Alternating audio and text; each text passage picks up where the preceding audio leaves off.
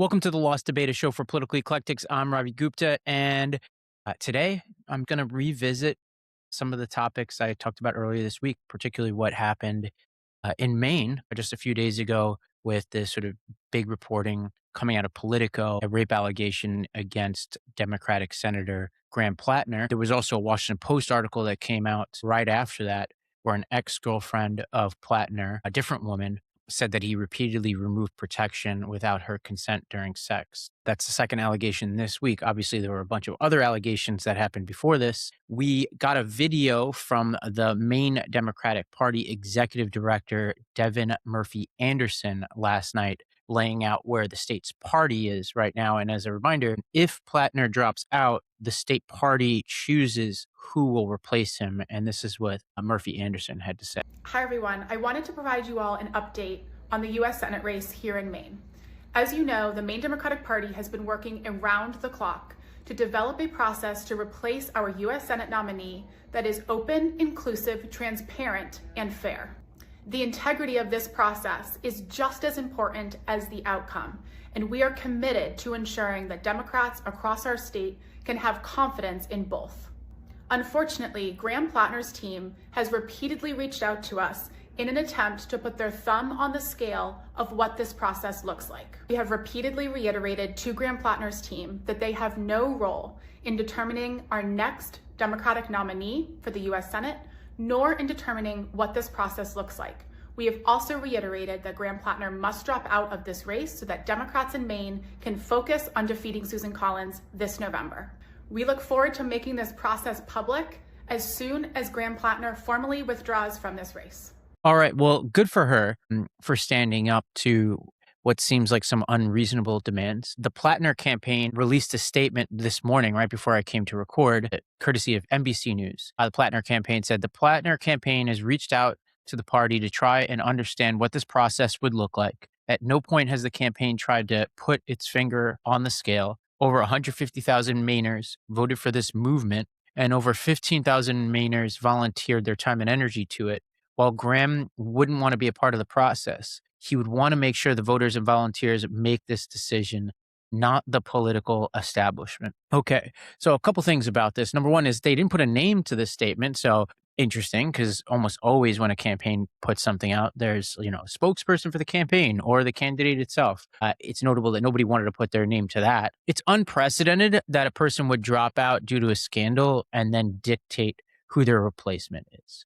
That's obviously what Devin Murphy Anderson is reacting to. You can't just pick your replacement if you are accused of a crime and maybe multiple crimes, and that's why you drop out, right? Often, if you drop out for legitimate reasons, even then, we don't have the outgoing person pick the replacement. Obviously, the murky exception here was the shit show around Joe Biden and Kamala Harris. And obviously that didn't work out very well either, right? The equivalent would be like, look at something like what happened in the United Kingdom with Keir Starmer dropping out, resigning as prime minister. Even he didn't have much of a say of his replacement, and in some ways didn't want Burnham. This just doesn't happen. And so obviously there's going to be a tug of war going on right now among the different factions within the Democratic Party. And my general opinion here is the people who got this wrong, and particularly the people who are most responsible for this, which starts with Graham Platner and the aides around him, should have the least credibility as the Maine Democratic Party chooses a successor. Now, there's reporting today that Morris Katz, who is the Mamdani strategist, who's also Graham Platner strategist, is heading to Maine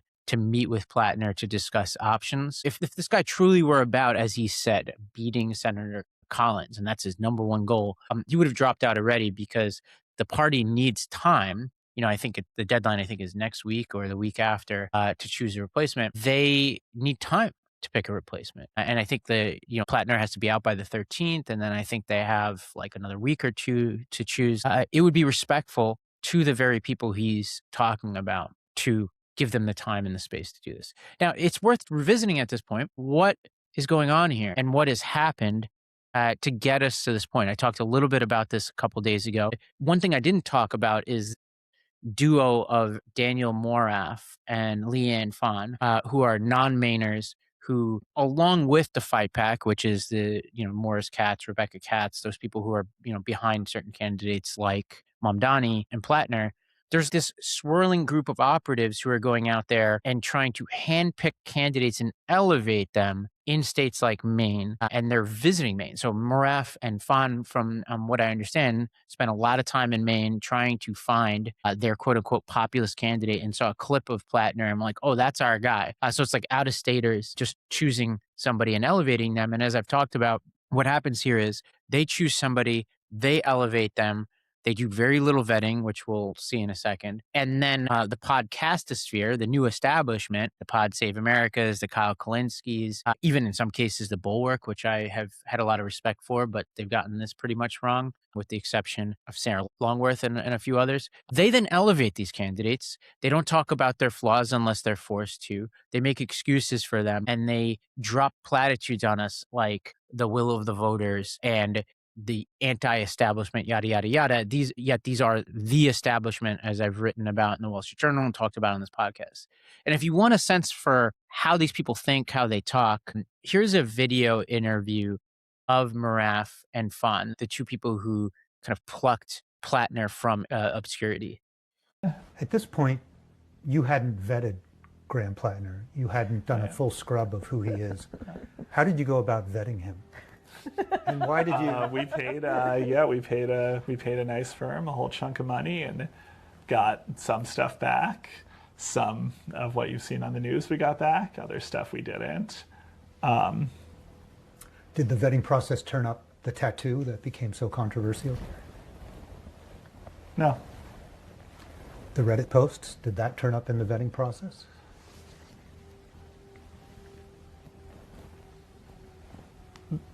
The firm sent us a thing, and it had some of the posts, but it didn't have all of them. And what did you think about that? How did you think your way through the fact that he had posted these things on social media? I said none of this will or should stop him from becoming a U.S. Senator. And what was Clearly your thinking voters there? agree. I think if what the voters wanted were people who were grown in vats and had never done or said anything that they might regret their entire lives, we'd have a very different country.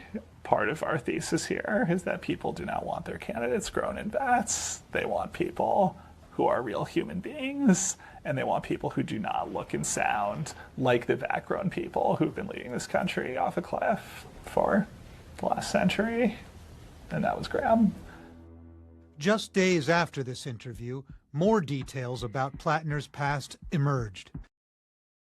All right. So I think there are a couple of things notable about this clip. Note this sort of cackling laugh when they're asked about the vetting process. The fact that they, again, default to platitudes. They want, not somebody who's made in a vat, blah, blah, blah, blah, blah, right? And as I talked about 2 days ago, there's a difference between somebody who's like, hey, I had a DUI 10 years ago and I've quit drinking and I've gone through Alcoholics Anonymous and I've come out the other side. I've been dry for a certain amount of time.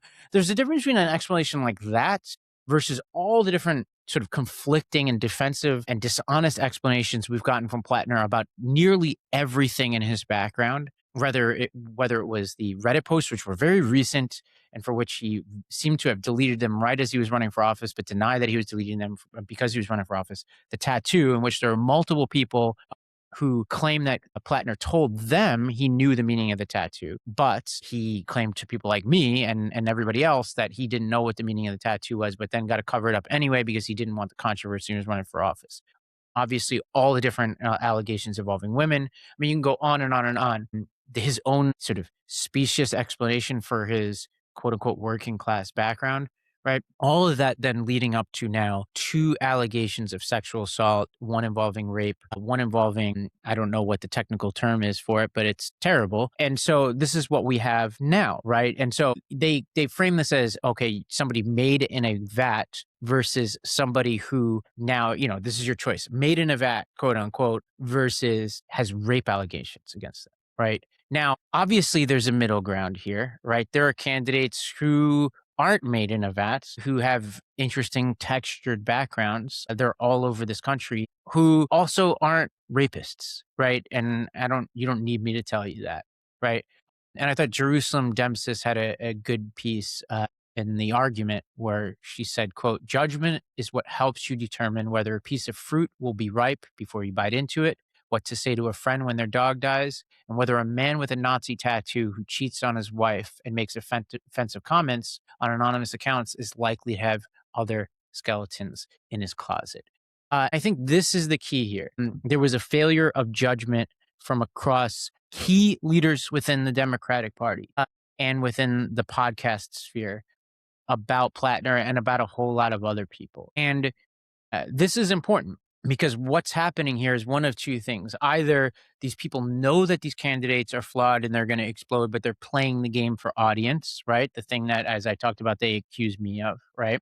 And they, don't want to offend super lefty Twitter. They want to be on that side of it. They're running to the front of the parade and claiming to be the grand marshal, right? This is a potential explanation for what's going on for Pod Save America. But I think there's another explanation here, which I think could coexist with it, which is that these people just have terrible judgment of people's character, right? That they can't take the measure of a person because their life experiences haven't given them enough at bats out there in the real world with sociopathic people, with bad people, people who lie to you and burn you, right? Those of you listening to this podcast, most of you have those experiences probably in real terms. You probably have hired a bunch of people, some of whom have been amazing, some of whom haven't. And you have to process all that and say, what were the signs? What did this person say? And in my opinion, anybody with that experience who has enough at bats with Graham Platner and has looked enough into his background is going to have 20 different alarm bells going off. Right. And they're not sort of esoteric, sort of vague alarm bells. I've talked about them here and on Majority 54 and in my Substack, that these are things like shifting explanations, very recent mistakes without any explanation for how you've changed so quickly, defensiveness when pressed. Right. Like when I asked him on Majority 54 about this, he's like, well, I've talked about this at length. Right. And then symmetry between the kinds of character flaws that are showing up in different ways. Right. The link between the tattoo, the link between marital impropriety, the link to the sexual assault and rape allegations, the link to the things he was saying on Reddit and his aggressive behavior there and arrogance.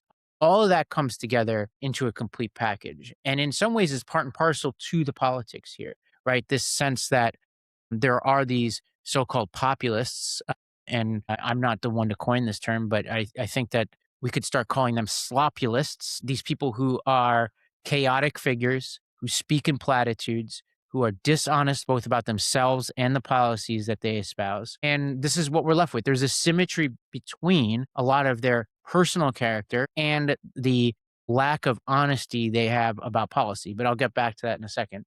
Now, this isn't just a problem on the extreme left. There are a lot of quote unquote moderates, right, who've been hoodwinked by some of this. I talked about Tim Miller in various podcasts before, somebody who I've had a lot of respect for and listened to him pretty religiously. He got sucked in by this Hassan Piker debate. I think he's been rather dull on this question of Platner and the mistakes that have happened here and the accountability that we need. But, that's Tim Miller, who I think is essentially a left-wing podcast now, even though he came out of the Never Trumpers. But even people like Kara Swisher and Scott Galloway, I think were sucked in and sort of allowed themselves to get deranged by the politics of the left here. Here's just a video of how they were talking about Platner just a couple weeks ago after the first series of allegations of marital impropriety dropped just a couple weeks ago. Personally, I'm going to just very quickly say, I think voters don't care about this. I don't. And I thought his wife handled it well. I have others. I had an argument with Amanda this weekend. She doesn't like the Nazi tattoo. She doesn't like this. I feel as if the husband and wife are working it out, it reminded me a little when Hillary Clinton did, should I stand by my man when he had those Jennifer Flowers things? It reminds me a little bit of that. Turned out to be a pretty good president. I don't get bothered by it as much. None of it. I think he's, as Amanda Littman correctly said, he's someone who had a drinking problem as a Marine, probably got that tattoo, has some mental health challenges, which he's trying to overcome, marriage problems, which his wife is insisting they're going to counselors and overcoming. Every election is a choice, not a marriage proposal. We're not hiring a priest. We're hiring a senator. Do you want to make sure that women's rights aren't continue to be rolled back? Do you want a more responsible economic policy, but we're going to talk about fucking tattoos and sexting. I mean, the obsession with personal purity has become a luxury belief. And folks, if your house is on fire, you don't ask whether the firefighter has problematic DMs. Are we going to continue to have one strike and you're out? I'm a Jew. I don't love a Totenkopf tattoo. Okay, if he gets drunk one night and gets a stupid fucking tattoo, the fact that he's trying to protect our liberties the next day and might be blown up by an IED, he gets a hall pass. Okay, so much to talk about here. First of all, one strike. I mean, there's like 30 strikes here, obviously. But there's a bigger problem here, right? They're framing this as a choice of Platner versus Susan Collins and that whole debate. But there was an ongoing primary going on and the possibility of many candidates. And again, Plattner was elevated, plucked from obscurity, glossed by the most powerful media companies, including some of the people that Kara Swisher cited, which I'll talk about in a second. And it was a choice to elevate him before the primary. It was a choice to criticize Janet Mills, yes, who was very old, and not try to encourage anybody else to run or shine any attention on the other people. There were some other people in this race, right? Those were all choices, right?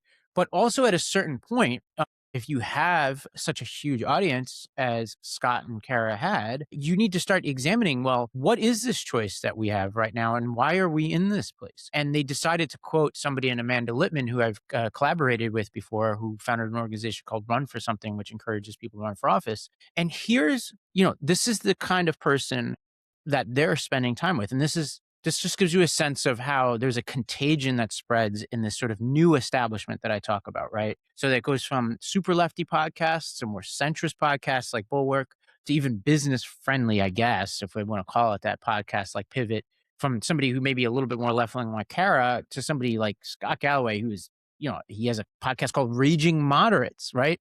They're quoting this Amanda Littman, who back in October, at the beginning of this primary, said if and when Platner wins the primary, it'll be the final mark of death for the old guard of the Democratic Party. They don't have the juice anymore, and this will prove it. Plus, I think a primary will make Platner a better candidate for the general. Now, if you're in the business of picking candidates and working in politics, and you have a take that is as strident and arrogant as that, and you are as wrong as you are, as it's obvious today, how awful that take was, probably in the most important Senate race in the country, you should probably retire. But if you're not going to retire, you should probably be deeply apologetic about it and take full responsibility for it. But that's not what happened here. Amanda Littman tweeted earlier this week a column from Michelle Goldberg in the Washington Post. And this is the tweet from Amanda. Michelle Goldberg's column today perfectly sums up the situation in Maine. Everyone made mistakes here. Okay. And that's the tenor of the kind of tweets you were getting from her. Everyone made mistakes, right? That's the ambiguity that we have here. Everyone made mistakes. And that, I like this quote from Carolyn Gorman I saw the other day, which is ambiguity is the death of accountability. And as I wrote about in the Wall Street Journal, I said, when Platner implodes, it will be no one's fault who elevated this guy. They will do everything they possibly can to deflect accountability from themselves. And that's what we're seeing here. And it's also something we saw on Pod Save America yesterday. So John Lovett and Tommy Vietor get on the podcast. They bury the discussion of Platner, this guy who they've been elevating forever. They put it in the middle of the podcast after a lengthy discussion of the World Cup. Don't apologize, right? All kinds of deflecting blame and generalizing about this, right? When, as I've talked about a couple of days ago, they and their co-host John Favreau were mocking people who were raising concerns about Graham Platner. And so there has to be accountability for this, and we haven't gotten it. And I think this is really important. And of course, like, I think a big objection people have is, well, what about Trump? What about like the litany of Roy Moore, Herschel Walker, go down the list of people who have escaped any accountability on the right? Anybody who listens to Majority 54 knows I talk about that stuff at length, consistently, constantly. We also had a new series of revelations that have come out recently about Representative Max Miller, and nowhere on the, not nowhere, but not nearly enough people on the right are holding Max Miller accountable. And if you want to know what that sounds like, here's just a short clip of how they're talking about this on Fox News. A lot of bad individuals who are rising up in politics right now. It includes Graham Platner. He's got to go. But the fact that you just sit here and said that nobody cares that Max Miller beat his wife is highly alarming. We're not here to talk about Max Miller. We're here to talk about Graham Platner. I think we got to be talking about all of it, because if we're not policing this conduct from people, whether they're Democrats or Republicans, it's not right. Nobody has the moral high ground. The topic today is Graham Platner. That's why we're here. We're talking about Graham Platner. If we want to do another segment on the congressman you're bringing up or the candidate, you let me know when we're going to book a segment on Max Miller, because I haven't heard a lot about it from Republicans. Fox. That's fine. All right. So for those of you on the right, and I know I've got a lot of you here on this podcast, right people, centrist people, Trump voting people, you're not immune to this. I haven't forgotten about you, right? I've been having a conversation internal to the Democratic Party here. But if you're not consistent on all that other stuff, you're not consistent on Trump and all the allegations against him, if you're not consistent on Max Miller, then you might want to sit this one out. Right? Like, I'm not speaking to you here, right? If you are consistent, welcome to the conversation, right? We have to be consistent. And obviously due process matters, right? And I don't think all allegations are the same, right? There can be specious allegations. There can be allegations that turn out to be false. I don't happen to think that these allegations against Platner are false. I think most people don't believe that. And, if anybody wants to leave a voicemail or make a case that those are false, go for it. So this is where we are on the Platner discussion. I think it belies something bigger. I talked about this on the podcast a couple of days ago, and about this sort of decision I've made to jump in and be more strident here. A couple of you sent me messages like, well, for those who follow me on Twitter, I don't tweet a lot, don't intend to tweet a lot. And you're like, hey, what's gotten into you? Why are you getting so much more vocal lately? I don't have a good answer for why exactly now. Obviously, those of you listening to this podcast know I've been talking about some of this here in this venue for a while. I occasionally go there on Majority 54, but I think it's a combination of being back in New York, out of some of these sort of adventures I've been on, culinary school and all that. And more just I wrote a piece about this a while ago, a few months ago, called Turning the Camera On. I think this was when I was in Miami. And I'm just watching these people take over the discussion, right? Spreading blatant misinformation. And this is across the political spectrum, commanding huge audiences and just spreading complete nonsense, either lying to their audiences, lying to themselves, or both. And I had to do some reflecting and say, as much as I like to write books and have experiences outside of the online world and not be tethered to Twitter, I made the decision that I don't want to sit out this conversation at this critical period of time in our politics. I think it is just too important right now to avoid the conversation. And yeah, it can sound a little sanctimonious. I don't know how else to put it. I just wish there were more people making sense. If there were, I would be way more of a follower and less of a leader on this kind of stuff, because I would want nothing more than to do our nerdy little episodes here on this podcast about long-term trends, the national debt, K-12 education, digital detoxification, whatever, and go to culinary schools and write books. And, that would be awesome.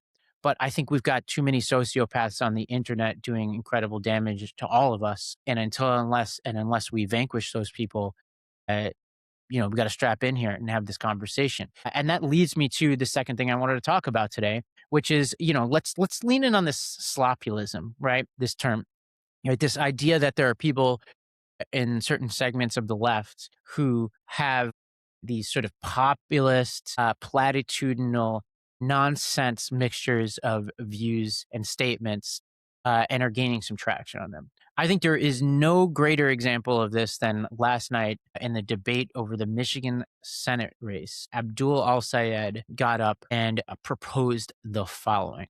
I think we need to be freezing property tax for seniors. If you paid off your home at some point, we can't expect you to keep up with property taxes that are going up. Now, how do we pay for that?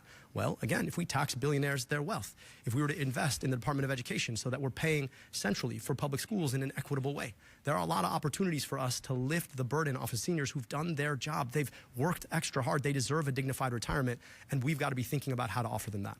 Congressman, 30 seconds. I mean, this is absolutely insane, right? So this is a person. So now, we get these socialists, right, who want to expand government, right? And now, not only are we hearing from them that we want to expand government, there's no program that they've seen that they don't want to expand. And now they don't want to tax people either. So this is, the magic wand theory of politics. And I think Derek Thompson had some good stuff on this. He tweeted He retweeted an old tweet, but he gave some context to it. And he says the emerging tax logic right now is something like we can't tax the poor because they're poor. We can't tax the working class because they work. We can't tax tips because that's just unfair. We can't tax businesses because they create work. We can't tax property because homeowners have had it hard enough. We can't tax billionaires because their contributions are so precious, and also they might move or get mad or give your primary opponent 10 million. And we can't tax pensioners because they've earned it. Right now, obviously, he's pulling together all the different people in our politics, and now you can add to that we can't tax property for older people. And then Derek Thompson added some context specific to what Abdul was saying. He said, are national wealth taxes worthy of debate and consideration in a hypothetical country with America's level of deficit and inequality? Yes. Are they legal under the U.S. Constitution without an amendment? I do not think so. So if your legislative agenda is, I want to do the following 20 things and bank on a national wealth tax to pay for it, I'm worried that your actual plan is to spend several $1 trillion, have your property entire tax plan wiped out by the Supreme Court in 18 months, and wind up with World War II era deficits during a growth period with elevated interest rates, which is going to increase the cost of money and make everything even less affordable. And that is not an affordability agenda. Right. So amen to that. I tweeted in relation to Abdul, I said either he's lying and doesn't sincerely believe this proposal, or he has no grasp of basic math or federalism. He's a Rhodes Scholar. So you decide which of the two is true. This is the slopulism, right? Just blatantly lying to the electorate, right? The federal government doesn't have the power to do this, as Derek Thompson pointed out. He's not running for county commissioner or state legislature or city council. So he's just wish casting. I don't think he has any intention to do anything about this. But now we're packaging this as courage. This is slopulism, right? It's courageous to say, I'm going to expand every possible program, and to say things like even some programs I agree with, like for instance, Medicare for all, but just add everything to it, right? To even say, as Chevalier said in New York, that we don't fund our schools enough, right? Somebody now representing New York City, which pays something like $43,000 per student, something we covered here, and gets mediocre results and has no accountability, right? That is slopulism. It has a series of sort of key aspects. Number one is the infinite money glitch, right? We want a European welfare state without European taxes. Two is the abolish everything sort of credo. And Abdul got into some trouble on this, which we'll see in a second. And the third is capitalism as the enemy, right? Even as these people can't propose any alternatives to capitalism that would work, right? Obviously, there are different ways to rein in capitalism, but also that the biggest voices in this world are often the biggest capitalists. Unambiguous capitalists and millionaires like Hassan Piker living in mansions in LA. Same is true of the Pod Safe guys. Like there's just like a big congregation of people living it up, but telling us we need to be socialists. And, you might come back at me and be like, well, don't you live in a fancy apartment in New York City? I live in an okay apartment in New York City, but I'm also a capitalist, right? I'm not trying to tell you to be a socialist. Like I actually believe in capitalism properly constrained as the flawed and best way we organize our society. And, there was an example of what I think is like the blatant slopulist hypocrisy on this kind of stuff is this guy, the main wonk, who tweeted on June 6th, when it seemed like Platner's fortunes were turning positive. He tweeted a screenshot of a prediction market website that showed Platner surging back up to 60% likelihood of winning. And then a picture of Platner saying, you come for the king, you best not miss, quoting Omar Little from The Wire. And there was a little button on this, and I noticed at the time and I tweeted about it, that says paid partnership. And it turns out this is a paid partnership with a prediction market site. So our socialists are tweeting out political commentary paid by prediction markets. This is where we are. This is slopulism, right? This is our slopulism. And obviously a bunch of these people are full of shit, which brings me to another aspect of Abdul al-Sayed that I noticed, which is that he's been getting some heat about his inability to defend his prior statements on defund the police. Here's a more extended clip from Aaron Burnett on CNN laying out the controversy. Tonight, our K-File has exclusive reporting on al-Sayed, a progressive Democrat and currently the front runner for Michigan's open Senate seat, who insisted he never, ever called for defunding the police. He told CNN just last week his tweets were taken out of context. Listen to him.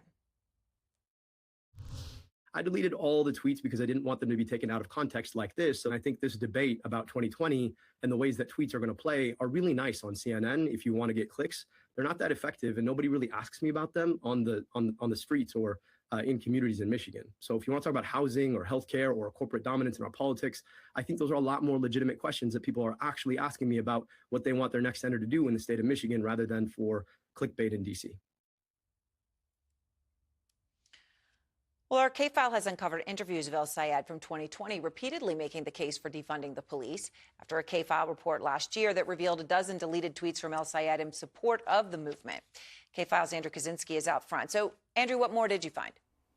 Well, Aaron, what we found that in 2020, El Sayed didn't just tweet about defunding the police. He defended the idea in multiple interviews, including one where he plainly said, we do need to defund the police. Now, you mentioned this in your intro, but I want people to first look at what he told the Detroit News late last year. He said, quote, I want to be clear. I actually never called for defunding. My goal in that conversation was to help everybody understand what we were talking about. Law enforcement exists for a reason, but ideally, you want to make sure that there are folks out there, not folks out there committing crimes in the first place. So El Sayed's argument was that he was not calling to defund the police. He was trying to explain a broader policy idea, funding things like social services, public health, education, and anti-poverty programs to prevent crime before it happens. But what we found in 2020 is that El Sayed actually went further than that. In interviews at the time, he didn't just describe investing in other services, he also explicitly said that meant spending less on police. And in one interview, he said directly that police should be defunded and less money should be spent on police. Listen to this.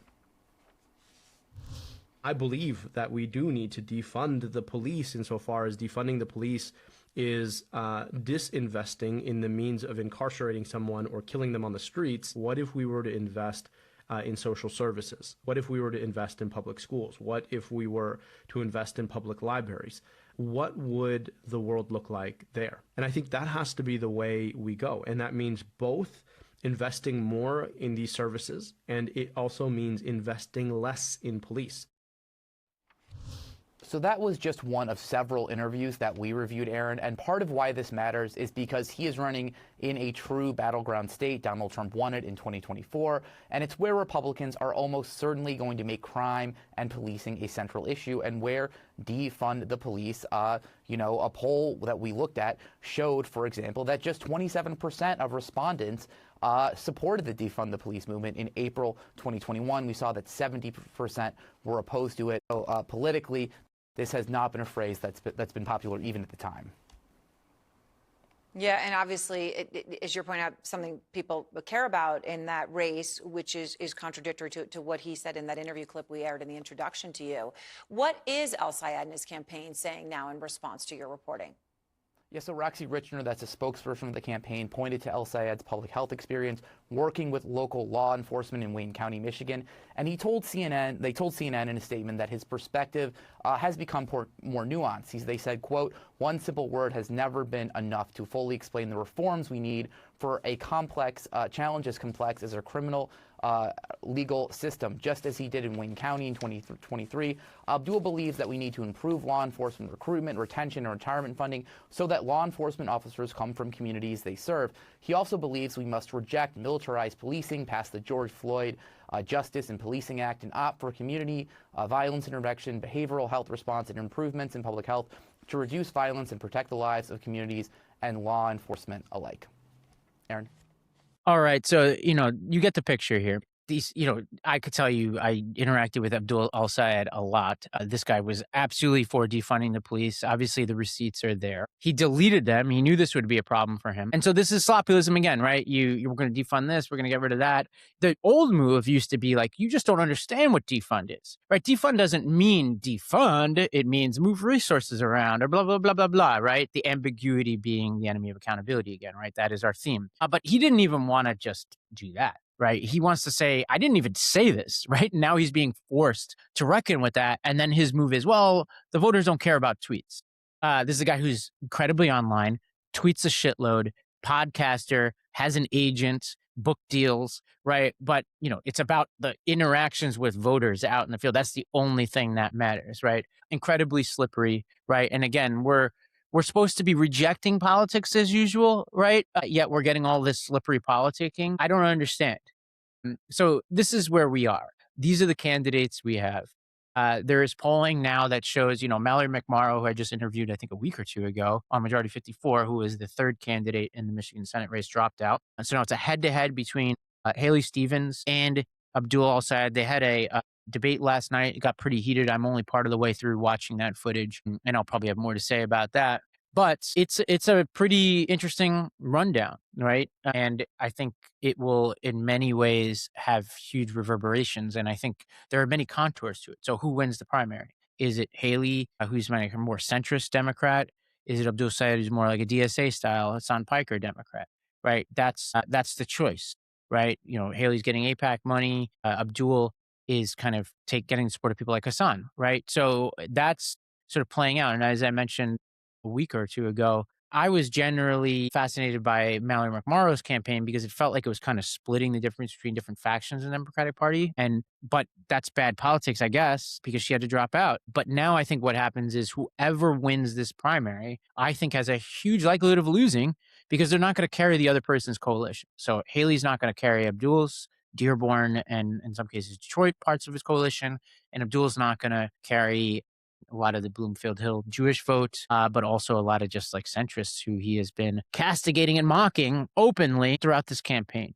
And also who, like me, might be turned off by you just lying to me all the time, right? Like that's where we are. So you've got a very difficult puzzle for Democrats. I think this is the most at risk of the swing districts, like the true swings. I mean, I'm not talking about stuff like Ohio, which Democrats could win, but it's like an uphill climb. Like the ones that they should win, this is number one on my list of seats that the Democrats could very well lose. It is very dicey. So we have a dynamic within the party where you have these people who don't want to, who are pushing these sloppulist policies. They're emboldened. My friend Justin Slaughter had a good tweet about this, tweet storm really about this, and I'll read you from it. He says, I have more thoughts on the Platner Damarung. I don't know what that means, Justin. And it's appalling and later, but I think the macro political significance of it is everyone realizing he was part of a coherent and focused faction that is oriented not at beating the GOP, but taking control of the Democratic Party. And to be clear, that's a legal move in politics. Factions exist and can prefer other goals to victory over the other party. The issue is that faction hasn't been willing to say they're fine with more likely losing to Trump in exchange for some upside policy outcomes. The reason that faction hasn't been willing to do so is it's a loser within the party. Most Dems just want to beat Trump and like Obama. If that faction said openly they think Trump is better than Obama in a lot of ways, they'd struggle to get votes to fill a coffee shop. It would be healthier for the party if everyone was just honest about what they want, beating the GOP or remaking the party. At least then we can have an open debate rather than have all this effort to surreptitiously fight behind the scenes for power and prestige. So that is Justin's take there. Now, there's copycats everywhere, right? We had the Chevalier stuff. We had the stuff going on in Colorado. We obviously have Abdul Al-Sayed in Michigan. We had Platner in Maine. We now have Kai Newkirk in Arizona running against a sitting Democrat. I watched this doozy of a political ad this morning, and honestly, I thought it was fake for a second, but I'll let you listen/watch depending on if you're in YouTube or on the podcast. There's a common truth in my view. We're part of a greater shared being, and our suffering is bound together, and our freedom is bound together.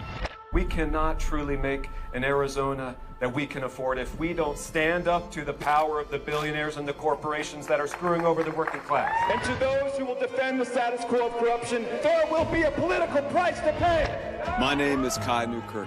I've devoted my life to leading at the front lines of nonviolent movements for justice, for democracy, and now I'm running for Congress here in Arizona's 4th Congressional District, because I will not stand by and let the oligarchs have it all. More than 400 people were arrested to protest the influence of big money in politics. I'll go to jail for justice again before I ever take a dime from AIPAC or any corporate interest. You guys walked from Los Angeles all the way to Sacramento. We're walking from Philadelphia to Washington, D.C. to call on Congress to end corruption and give us a democracy that works for all. It's time for Democrats to pick a side. and we're part of something much bigger across this country. Progressive candidates across the country have launched primary challenges against established Democratic office holders. Kick out Greg Stanton, get those corporate Dems out of here. And we know this, the majority of Democrats are with us on these issues. The majority of Democrats support disbanding and abolishing ICE, Medicare for all, universal child care. The majority of Democrats want to end military aid to Israel and stop the genocide in Gaza. Our very lives are dictated by how much money somebody can spend. And Kai Newkirk knows that's not right. I'm not a career politician. I'm rooted in a different tradition. We're building a movement of love, truth, and people power here. There's no other candidate like Kai. If I walk alone, I'll walk alone like that. I've done it. I've done it. But I know that even when I'm alone physically, I know that I'm just walking humbly, a fellow traveler in an ancient, ancient tradition. And what I'm doing now, running for Congress, is just an expression in that tradition of seeking to build a society that reflects our goodness. We don't tell undocumented people, go and pick the crops and we'll deport you the next day. We don't tell the homeless, well, you can sleep out there all alone. We don't tell somebody when they got cancer, you don't have money to pay for it. That is the way we build a society in which nobody gets left behind. We say, we love you, we got you, we're never gonna stop fighting for you. I believe a new day is possible if we come together and seize it.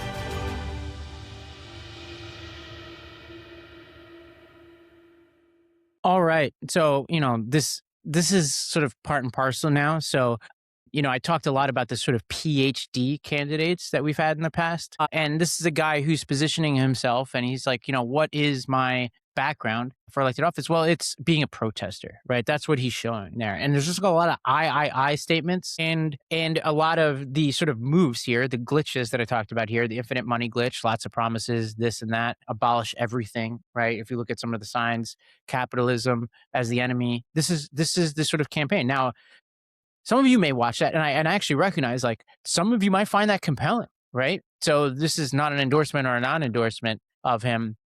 It is just the brand of politics that we're seeing right now. They are emphasizing less like experience in government, experience running something and managing people, experience making budgets work and, making dollars and cents add up. What is being pushed forward and potentially valued in some of these primaries is activism, PhDs and uttering the right one sentence on Middle East politics and potentially socialism. And I do think that that's going to yield a certain kind of candidate that is going to clash with some of the realities in some of our cities and states, right? We saw it play out in Chicago with the current mayor of Chicago. We saw it play out in San Francisco before the current mayor there took over and turned things around. And so I think this is going to be a pitched battle going on. And I talked about this a couple weeks ago, but the DSA is running as activists. They're running as for the downtrodden, but as Thomas Edsall pointed out, they are drawing their support overwhelmingly from the privileged. So starting with 2021, there was a survey that showed 85% of members of the DSA were non-Hispanic whites. That's compared to 58% of non-Hispanic whites in the total population.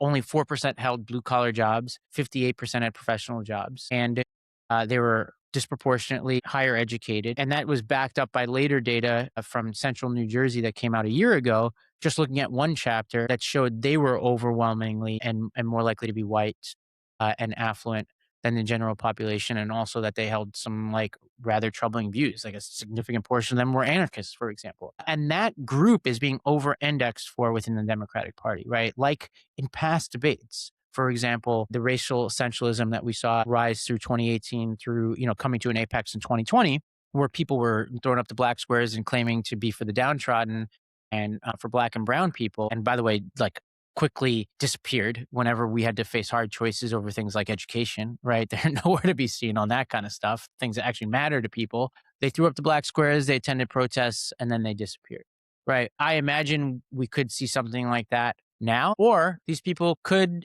feel emboldened, get a lot of their people in and stick with it. I actually think there's two paths here. And I think some of it could be determined by these primaries that come up. So if Abdul El-Sayed wins the primary and then loses the general, I think that plus what happened with Platner I think will cool a lot of these trends within the Democratic Party, because I think like the vast majority of voters will look at that and be like, huh, this does not seem to be a reliable path of taking back power. There's another path in which Abdul wins the primary, wins the general election, in which case this validates this kind of politics and leads to more candidates like this, including maybe within the primary for president heading to the next election. If Haley wins the primary and then loses the general, I think that emboldens this segment of the party.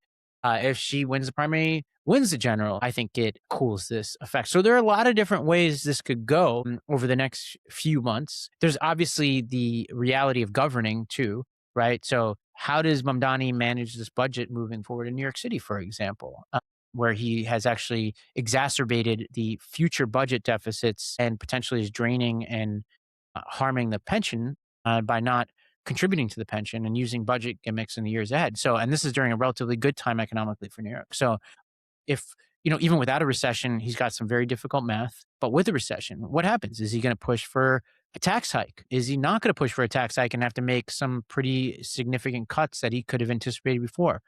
Is he going to try to message his way through that with support of the people like Pod Save America and a lot of the big progressive podcasters? Will voters believe that? Or will there be carnage in our cities, in places like Chicago that we've started to see already, in places like San Francisco, which we saw before? And will people start to add up the experience of Blue America in cities and say, hey, we need to actually start to over-index for competence, not just bumper sticker slogans, not just activism and PhDs. Maybe we actually need managers and people who are going to speak some truth. So this is the fork in the road for the Democratic Party. There is a other debate going on here on the right. Right? Don't think I didn't notice, for example, the debate over property taxes in Florida, which is its own kind of voodoo economics going on over there. And you'd be rest assured I'll be talking about that kind of stuff too. So thank you for listening or watching. If you're on the pod, go to YouTube and subscribe. All these things are being thrown up there too. So you can go to Lost Debate on YouTube. We'll link to it in the show notes. If you're on YouTube, make sure you subscribe on YouTube. You could also subscribe to our podcast, the Lost Debate podcast, wherever you get your podcasts. We will be back next week. Have a great weekend, everybody.